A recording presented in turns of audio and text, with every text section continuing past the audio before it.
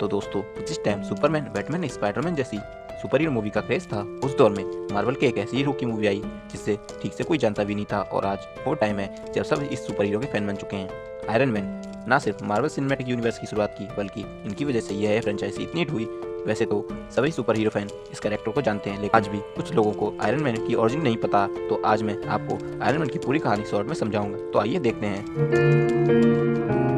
यह कहानी है टोनी स्टार्क नाम के बड़े ही होशियार और अमीर आदमी की। टोनी बचपन से ही जीनियस था। उसने बचपन से ही टेक्नोलॉजी की दुनिया में महारत हासिल कर ली थी। टोनी स्टार्क के पिता हॉवर्ड स्टार्क एक साइंटिस्ट थे और वो यूएस मिलिट्री के लिए हथियार बनाने का काम करते थे। जब टोनी 21 साल का था तो उसके माँ बाप एक एक्सीडेंट में मारे गए। उसके बाद टोनी और उसके पिता के दोस्त ऑबर्ट आइंस्टीन ने मिलकर कंपनी को संभाला। टोनी स्टार्क इंडस्ट्रीज का मालिक था, जबकि ऑबर्ट आइंस्टीन कंपनी का मैनेजर। दोनों ने देश के लिए बेहतर से बेहतर हथियार बनाए और अपनी कंपनी को बुलंदी पर पहुंचा लिए। लेकिन टोनी गैर जिम्मेदार आदमी था, जिससे उसका मैनेजर ऑबर्ट आइंस्टीन काफी चिढ़ता था। एक बार टोनी अफगानिस्तान जाता है, जहां पर वो मिलिट्री को अपनी जेरिको मिसाइल का डेमो देता है। वहां से लौटते वक्त उन पर आतंकी हमला हो जाता है। टोनी के साथ सारे सिक्योरिटी गार्ड मर जाते हैं और वो एक पहाड़ के पीछे छुप जाता है। टोनी के सामने उसी की कंपनी का एक बॉम्ब आकर गिरता है, जिसमें फटने से उस बॉम्ब के टुकड़े टोनी की बॉडी में घुस जाते हैं। बाद में टोनी को होश आता है तो टोनी अपने आप को एक अजीब सी गुफा में पाता है और उसके चेस्ट में एक मशीन लगी होती है। उस गुफा में टोनी के साथ यंसिन नाम का एक आदमी था। यंसिन टोनी को बताता है कि उसने उसके सीने से बॉम्ब के टुकड़े निकालने की कोशिश की, मगर वो सारे टुकड़े नहीं निकाल पाया क्योंकि वो टोनी के दिल के बहुत नज़दीक थे। इसलिए यंसिन ने उसके चेस्ट में एक इलेक्ट्रोमैग्नेट लगा दिया ताकि वो बॉम्ब के टुकड़े उसके दिल के नज़दीक ना बढ़ पाएं। वो इलेक्ट्रोमैग्नेट एक कार की बैटरी से चल रहा था। यंसिन टोनी को बताता है कि वो दोनों आतंकवादी की कैद में हैं और वो ऐसी जगह है जहाँ पर उन्हें कोई भी नहीं ढूंढ सकता। वो आतंकवादी टोनी से कहते हैं कि अगर टोनी उन्हें नया जेरिको मिसाइल बना कर देगा तो वो उन्हें छोड़ देंगे। टोनी ये भी जानता था कि वो आखिरी में उसे मार देंगे, इसलिए वो आतंकवादियों की बात मान लेता है और वो मिसाइल बनाने के बहाने वहां से निकलने की जुगाड़ में लग जाता है। उन आतंकवादियों के पास स्टार्क इंडस्ट्रीज के सारे हथियार मौजूद थे, जो कि टोनी से बिना बताए उनसे बेचे गए थे। टोनी ने उन हथियारों का इस्तेमाल करके एक आर्किटेक्टर बनाया।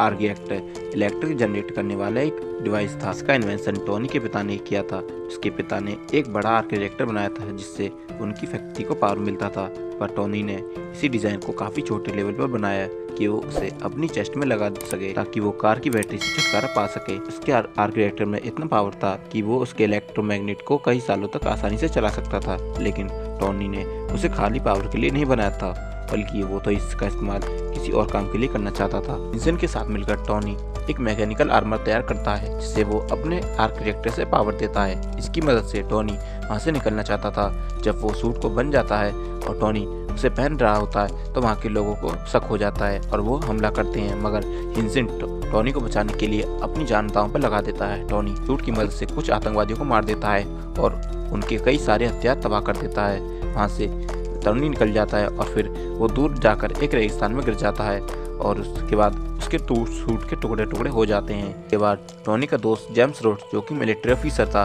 वो टोनी को ढूंढकर वापस न्यूयॉर्क ले आता है। वापस लौटते वक्त टोनी सबके सामने यह अनाउंस करता है कि अब से स्टार्क इंडस्ट्रीज हथियार बनाना बंद कर देगी क्योंकि इन हथियारों का गलत इस्तेमाल हो रहा है। टोनी के इस फैसले से ऑबर्ट आइंस्टीन और कंपनी के सारे लोग काफ़ी नाराज हो जाते हैं टोनी पर, लेकिन टोनी अपने फैसले पर अटल रहता है और वो विपिन मैन्युफैक्चर की बजाय renewable energy source arc technology पर ध्यान देने लगता है।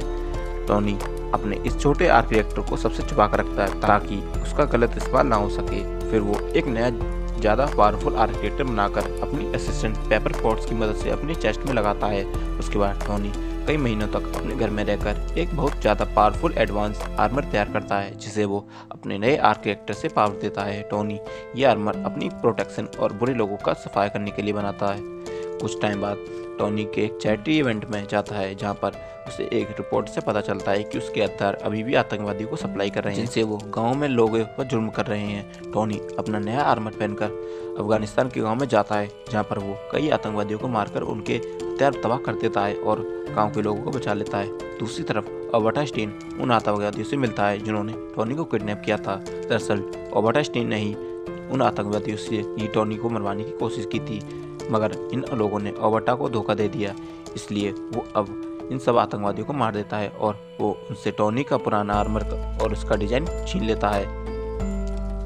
कंपनी का मेन कंप्यूटर चेक करने के लिए भेजता है ताकि उसे गैर कानूनी तरीके से बेचे गए हथियारों का पता चल सके। जब पेपर उन कंप्यूटर को चेक करती है तो उसे पता चलता है कि अल्बर्ट आइंस्टीन चोरी छुपे गलत लोगों को हथियार बेच रहा है और उसी ही ने टोनी को मरवाने की कोशिश की थी ताकि वो कंपनी का मालिक बन सके। पर इन सारे सबूत को जमा कर लेती है और वो शील्ड के एजेंट फिल एंसन को यह इन्फॉर्मेशन देती है। उधर अल्बर्ट आइंस्टीन को पता चलता है कि पेपर ने उसके सारे सबूत कंप्यूटर से चुरा लिए। अल्बर्ट टोनी के पुराने आर्मर को डिजाइन से अपने एक नया आर्मर बना लेता है और वो सूट को पावर देने के लिए वैसा आर्किटेक्ट नहीं बना पाता, इसलिए वो टोनी के घर जाकर टोनी को कुछ देर के लिए पैरालाइज कर देता है और उसका आर्किटेक्ट छीन लेता है और वो उसे अपने सूट में लगाकर आर्मर को चालू कर देता है। और फिर टोनी किसी तरह से अपने पुराने आर्किटेक्ट के पास पहुंचता है और तभी उसका दोस्त जेम्स रोड्स वहां पर पहुंच जाता है और टोनी उसकी मदद से पुराना आर्किटेक्ट अपने चेस्ट में लगा लेता है।